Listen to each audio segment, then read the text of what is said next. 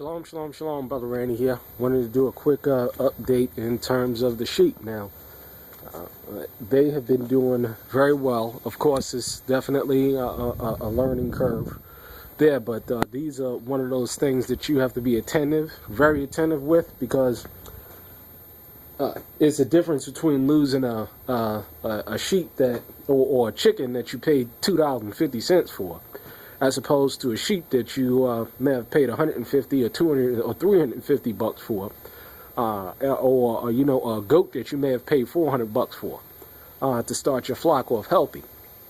So one of the things that I do is definitely make sure that they have a good amount of feed. Now, as I told you in previous videos, we went and got our hay for the winter, so we have plenty of hay.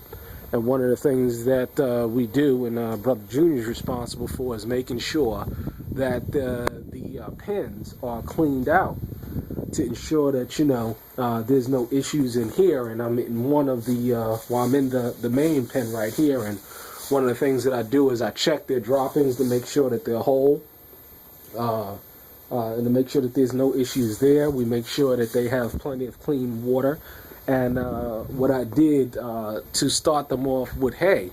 Now, even though they haven't been eating much of this hay, what I do is I start them off with this little hay thing that I bought from that clean out, or that trash that was left from that building that was being demolished. I took that and I put a little bin inside of it that I got from the clean out. This is using what you have, so you ain't wasting money. And it didn't cost me a dime. So I put that together and they eat out of that. We have a salt block here for them, but what I'm noticing about the pasture area is that it's still pretty healthy. They are continuing to eat off of the pasture, so they haven't even really began to eat much of the hay. As you see, they're out in the field now, continuing to eat off the pasture area. So the grass, and I constantly check the grass in preparation for as well. Sectioning off and getting fencing necessary to section off the pasture. And I got enough I have enough fencing to section off into 3 areas, and so that's what I've decided to do once I start the project, is to fence off the pasture area in 3 areas and then rotate the flock in between them. But what I'm noticing, if you're noticing about the ground, is that they're continuously, there's these bushy stacks of grass that's growing, and grass is, it seems like more grass or of another kind is growing up within the grass. So this was a good, healthy pasture area. It was overgrown, but as you see, it is all died back. But in addition to that, the sheep are continuing to graze on it, the sheep and the goats, and they're doing very well.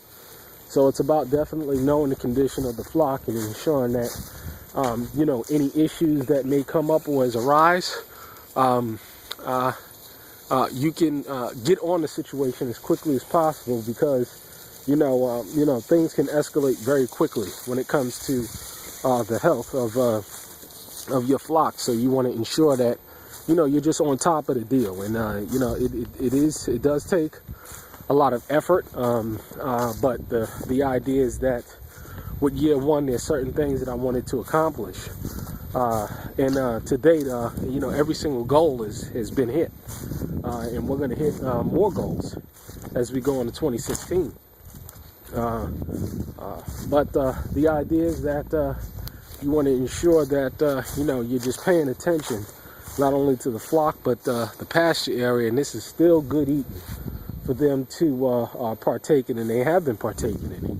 So I haven't had any issues with diseases going forward. I haven't had any real issues with what do you call it, coyotes or things of that nature. There hasn't been any issues there. And I'm pretty sure that they're all pregnant at this point in time, because the ram is not trying to get up on them and So I'm pretty sure that we should be shooting out some babies just in time for well, probably over the next couple of months. We should have some good lamb chops, some good offerings and stuff. So the idea is to, you know, just keeping at it and staying vigilant. And you know, the Most High definitely will bless the fruit of your labor. So,